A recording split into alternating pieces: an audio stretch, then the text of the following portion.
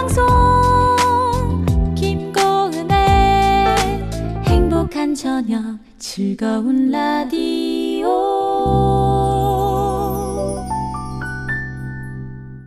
우리는 누구인가 시즌2.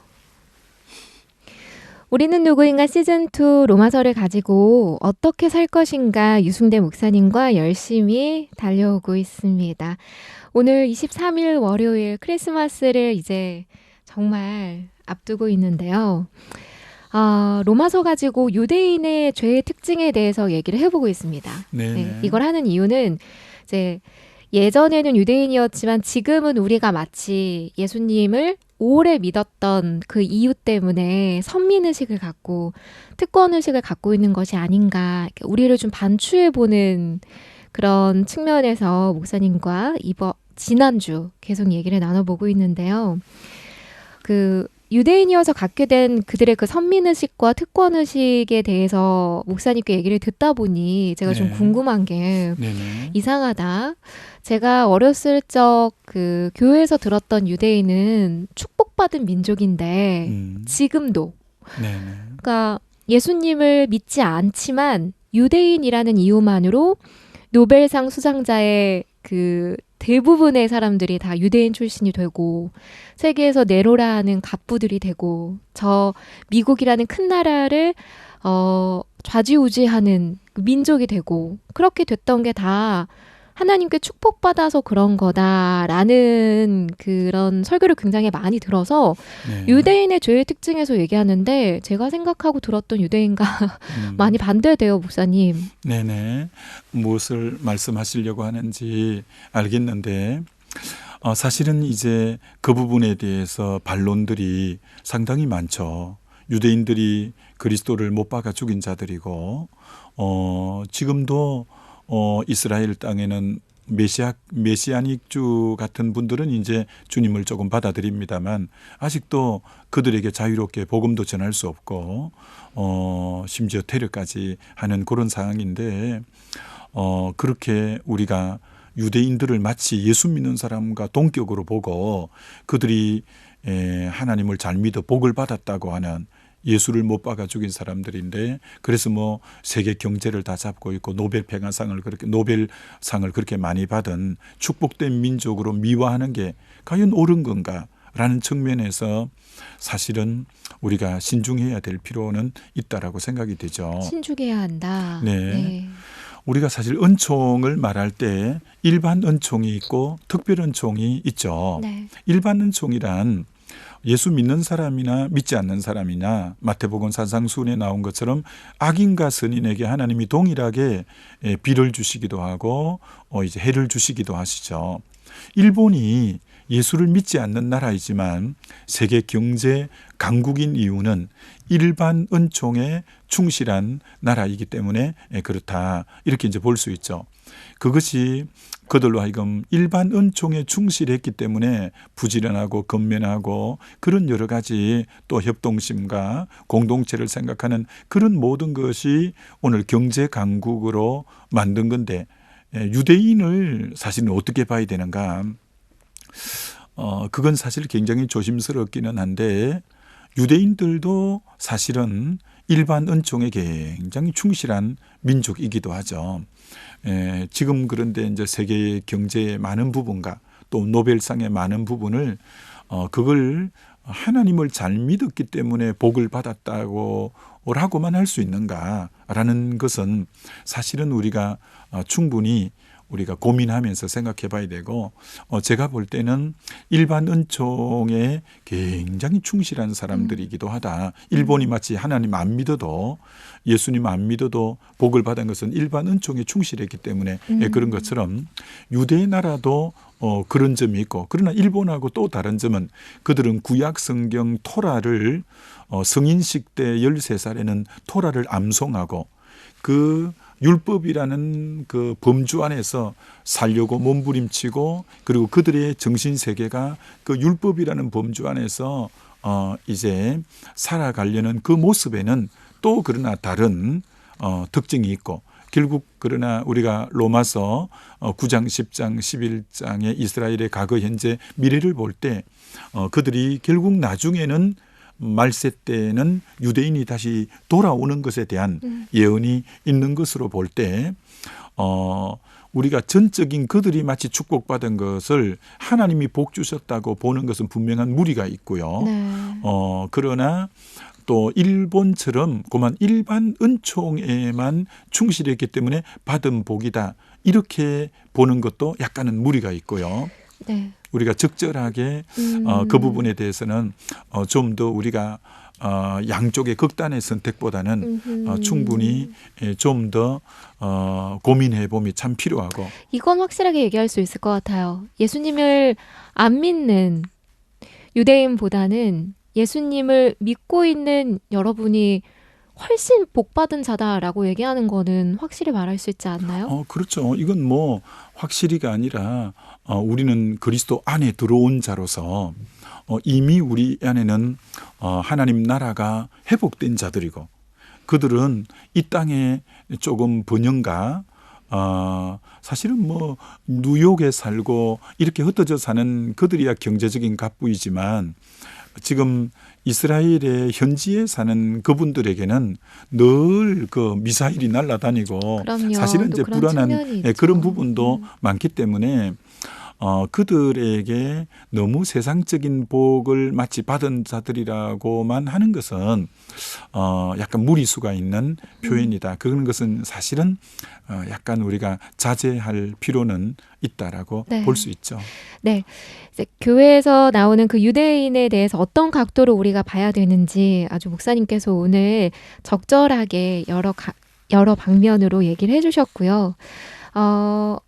지난주부터 계속 이어지고 있는 게 그 유대인이어서 갖게 되는 그런 선민의식과 특권의식으로 인해서 말씀을 적용할 때 우리도 하나님을 오래 믿은 사람으로서 나에게 말씀을 적용하는 것이 아니라 다른 사람에게 적용하게 되고 남의 단점을 자꾸 눈에 보면서 그 사람을 비난하게 되지만 그 단점이 결국은 나에게도 있다는 거다. 이런 얘기를 지난주에 해주셨거든요. 네, 그렇죠. 우리가 자칫 교회에서 믿음이 좋다는 분이 자칫 오늘 유대인들이 범하는 우를 범하기가 쉬워서 그 믿음 좋다는 것이 도리어 남을 판단하는 이런 판단자로 서는 경우들이 신앙생활 해보면 목회해보면 참 쉽게 발견할 수 있죠. 그래서 뭐 한국 교회 안에 회자되는 말 중에 제일 무서운 사람이 누구냐. 1년 365일 새벽기도 안 빠지는 분. 그 의인의식 때문에 어떻게 나도 새벽기도를 나오는데 장로님이 새벽기도를 안 나와. 도리어 그의 믿음 좋음이 남을 판단하는 도구가 되고 철야기도 한 번도 안 빠지는 분, 심지어 뭐 40일 금식기도 한 분, 신학을 졸업한 뭐 평신도 뭐 이런 분들이 그의 도리어 참 하나님으로부터 받은 은혜를 도리어 남을 판단하는 데 쓴다면 그건 너무너무 안타깝죠. 그래서 이 프란시스가 그 글을 읽어보면 그 40일 금식을 제자들하고 하는 내용이 나오는데 근데 그 중에 이제 하루만 더 가면 40일이 되는데 39일째 되는 날 이 제자가 그만 너무 허기를 이기지 못해서 스프를 떠먹어 버렸어요. 그랬더니 나머지 제자들이 전부 그 제자를 정죄하는 거야. 아니 어떻게 그 스프를 먹을 수가 있냐. 그때 스승인 프란시스가 아무 말도 안 하고 숟가락을 들고 스프를 떠먹는 거예요. 네. 그러니까 뭐 제자들이 경악을 하는 거죠. 아니 어떻게 스승님 그럴 수가 있냐고.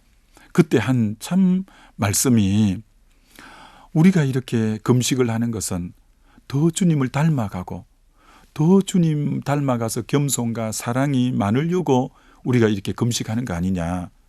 그런데 우리가 금식이 도리어 의가 되어서 그 금식을 어긴 형제를 정죄하고 판단한다면 도리어 우리 같이 금식을 어기고 형제를 용납하고 수용해 주는 게 도리어 이게 금식보다 더 가치가 있고 의미가 있지 않느냐.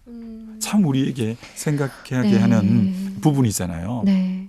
그 옛날에 요즘에는 심야기도고 철야기도를 하는 곳은 정말 희귀한데 어떤 분이 철야기도 옛날에는 우린 철야기도 했잖아요. 밤새 그렇게 새벽기도 할 때까지 기도하고 네. 그러면 이제 아무래도 낮에 일하고 와서 밤새 기도하면 자는 분들이 많죠. 네. 또 자다가 또 일어나서 기도하고. 근데 어떤 집사님이 철야기도 하다 보니 저기 장로님도 막 정말 자고 있고 저 근사님도 자고 있고 이게 뭐 너무 불만이 많은 거예요. 어떻게 장로님이 저렇게 철야기도 하러 오셔서 주무시냐? 네. 어떻게 근사님이 주무시냐? 그리고 막 불평이 일어나고 있는데 하나님의 음성이 그렇게 들리더라잖아요. 너 철야기도 하러 와서 남 그렇게 정죄하고 비판하려면 너도 자라자. 그런 음성이 들렸다잖아요. 네. 근데 오늘 우리가 이 참 유대인의 이 어떤 모습처럼 내가 잘 믿는다는 게 도리어 다른 형제를 정죄하고 비판하는 그런 이제 어느새 신의 위치, 하나님의 위치에서 남을 정죄하는 그런 모습이 되는데 이렇게 결론을 맺어보면 네. 그 누가복음 15장에 둘째 아들이 흔히 탕자인데 네. 그가 돌아왔을 때 큰아들이 싫어했잖아요. 그렇게 비판하고 판단하고 그러니까 실제로 그 누가복음 15장에 그 100마리 양 중에 한 마리 잃어버리고 10드라크마 중에 하나 잃어버리고 두 아들 중에 하나 잃어버리는 것은 세리와 창기들이 돌아왔을 때 거기 서기관과 바리새인들이 정죄할 때 그 모습을 보고 예를 든 거거든요. 그러니까 큰아들은 사실은 누구를 상징하느냐 하면 그렇게 울타리 바깥을 잘 벗어나지 않는 사실 유대인들을 바리새인과 그 서기관들을 이제 상징하죠. 나타내는 네. 비유고 네. 이 방금 둘째 아들은 허랑방탕하게 살다가 들어온 건 이방인을 상징한다고 볼 수가 있죠. 네. 세리와 창기를 비유한다고 할 수 있죠. 그런데 정말 우리는 큰아들이 너무나 귀한 아들처럼 사실은 우리가 생각되지만 그 큰아들은 어느새 율법주의가 딱 되어 있잖아요. 나는 이렇게 정말 법을 어기지 않았는데 그러니까 둘째 아들 그 둘째 동생이 돌아온 것은 아버지가 전적인 은혜로 그를 받아들이잖아요. 자격이 없지만 자기 유산 미리 다 써버렸지만 허랑방탕하게 했지만 그를 받아주는 아버지의 마음은 오직 하나의 마음이죠. 자격이 없지만 거저 베푸는 호의인 은혜로 받아준 거죠. 근데 큰아들은 그 동생을 볼 때 율법이라는 눈으로 딱 바라보는 거예요. 그러니까 오늘 아버지의 심정은 우리를 그래도 은혜로 보려고 하는데 어느새 예수 믿은 우리들은 우리도 은혜로 구원 얻었으면서 계속 상대방을 바라볼 때 우리는 율법이라는 안경으로 또 보려고 하는 이게 우리에게 너무 많이 남아있는 거죠. 그래서 다시 우리는 아버지의 마음을 가져야 돼요.